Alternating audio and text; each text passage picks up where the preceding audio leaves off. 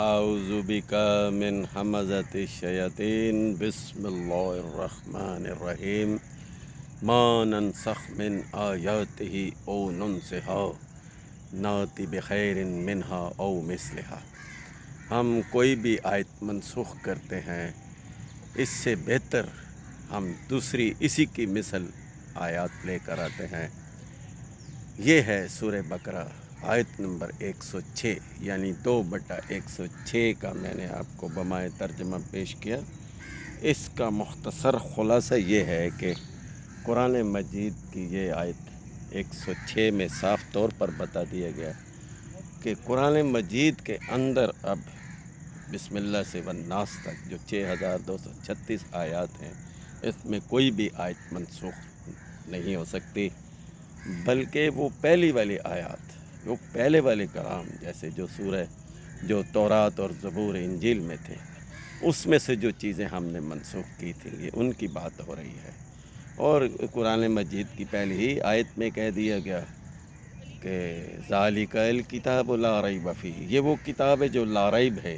لا ریب کا مطلب ہوتا ہے کہ جس کے زیر اور زبر میں الف لام میم میں بھی کسی لفظ کا اور زیر زبر کا اضافہ نہیں کیا جا سکتا۔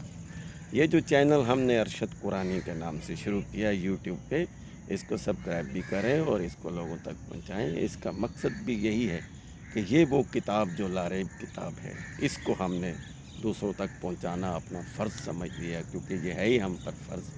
یہ قرآن مجید کی سورہ فرقان کی آیت نمبر 30 میں کہہ دیا کہ یہ قرآن تم پر فرض ہے، یعنی جو فرض کتاب ہے یہ کسی بھی ناسخ و منسوخ سے پاک ہے، کسی بھی تنسیخ سے پاک ہے۔ اس کا کوئی آئین، کوئی قانون منسوخ یا تنسیخ نہیں ہو سکتا۔ یہ اصل میں غلط فہمی اور ایسی چیزوں کا نتیجہ تھا جو چند فقہا نے اور چند علماء نے اور چند نام نہاد لوگوں نے یہ پھیلائی کہ اس قرآن مجید کی فلاں فلاں آیت منسوخ ہے اور ناسخ و منسوخ کا قانون بنایا۔ اس کا ناسخ و منسوخ کے قانون میں کوئی بھی ایسی آیت شامل نہیں ہے قرآن کی جو منسوخ ہو۔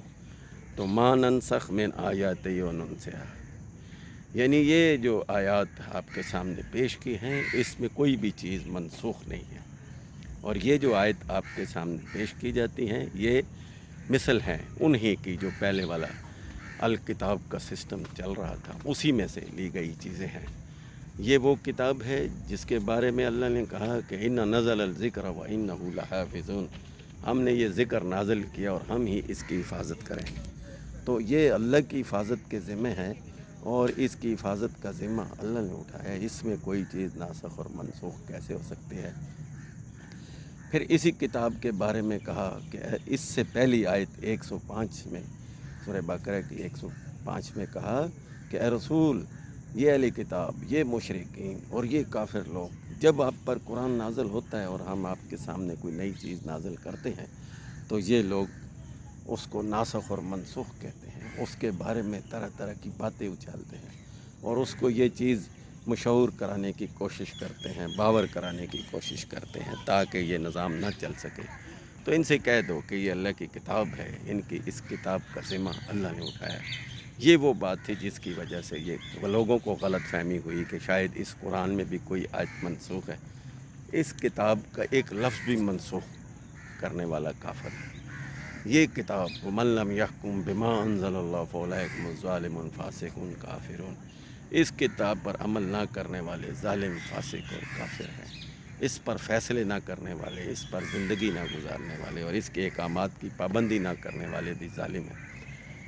تو اللہ نے ہمیں یہ جو نعمت اور رحمت دی ہے یہ ہم پر فرض ہے۔ یہ سورہ فرقان میں دیکھ لیں آپ، آیت نمبر 30 میں ان الذی فرض علیک القرآن، یہ ہم پر فرض کیا گیا ہے۔ تو یہ فرض کلام ہے کہ ہم ایک پیغام دوسروں تک پہنچائیں اس چینل کے ذریعے سے، چونکہ یوٹیوب چینل ہر انسان استعمال کرتا ہے، اور جس جس کے پاس بھی یہ چینل پہنچے گا یہ بھی سنت نبوی ہے کہ یہ پیغام گھر گھر پہنچے۔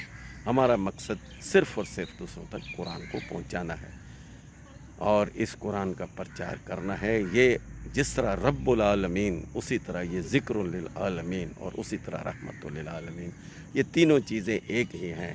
جس طرح اللہ رب العالمین اسی طرح یہ کتاب الکتاب قرآن ذکر للعالمین ہے اور رسول اللہ رحمت للعالمین ہے۔ اپنا خیال رکھیے گا، اللہ ہم سب کا حامی ناصر ہو۔ السلام علیکم۔